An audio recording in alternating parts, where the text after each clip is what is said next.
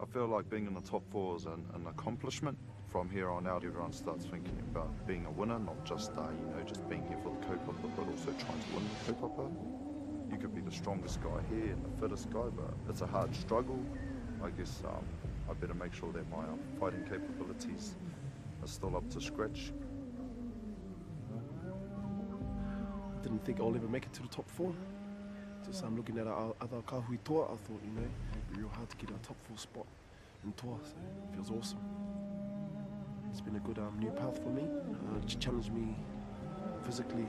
It puts my mind to the test, see if I can handle it. It feels good to be in the top four, actually. I think it'd be even better if I was in the top two. But I think you got the finals four here.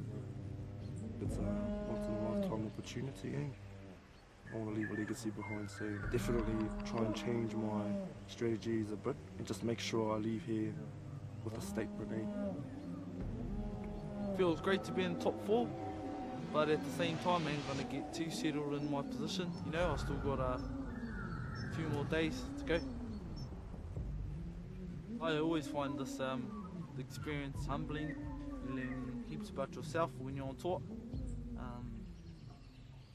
I can only grow. I think I'm ready.